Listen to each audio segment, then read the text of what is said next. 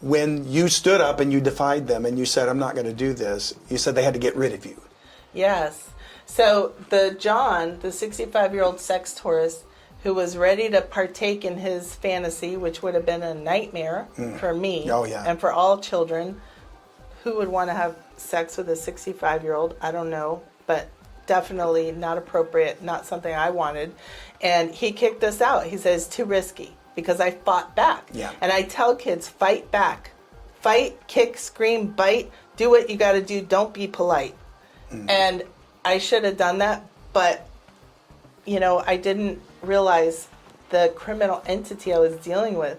And so when he kicked us out, Mary, who was my friend, I thought, after only knowing her a month, you really can't know someone. Yeah. So she turned to me and said, now you have to make this up to me. And became an enemy, and she was mean and nasty and made me promise not to tell my mom. And that's why when I talk to kids in schools, I say, if somebody says that, you tell. If somebody says, don't tell your mom, you tell. And so I went to my room and I was crying. My mom said, I don't have a good feeling about that girl.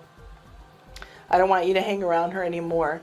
And she was like, what happened? And I wouldn't tell her, but I just told her I messed up. She goes, yeah, you're not going to hang around her anymore.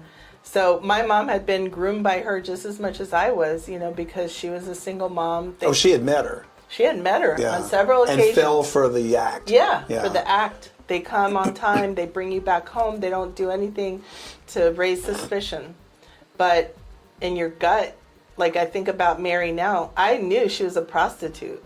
I knew she was in prostitution. I just didn't know the word for it. I could tell there was just something dirty in her that wasn't quite right. But she gave me so much attention. Yeah. And when you don't have that kind of attention, you overlook all the red flags that is going off in your head. And not to say anybody who gets involved in prostitution, I think a lot of them are victims. Right. Many times. So it's not that term that makes them bad. It's being in that life.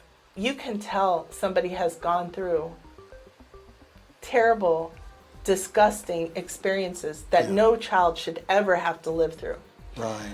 For me, I don't like using the word prostitute because I don't feel like I ever voluntarily engaged in any of that. Right. It wasn't your choice to do these things. No. Yeah.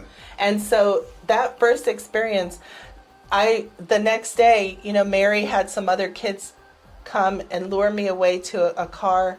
They drove me to an abandoned lot and, like you said, forced me to take a pill and drugged me and left me for dead. And that's the way the first one ended.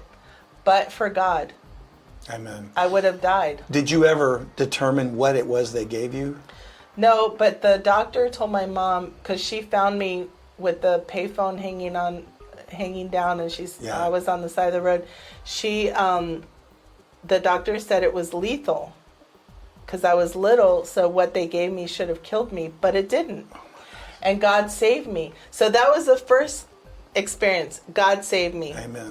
He had saved me at this Billy Graham crusade earlier in the year. Mm-hmm. Then he saved me from trafficking. Then my mom moved us out of the hotel. This is how faithful God is and how much God will pursue his investment. Okay, because talk about like that. A Jewish God. Let me tell you something.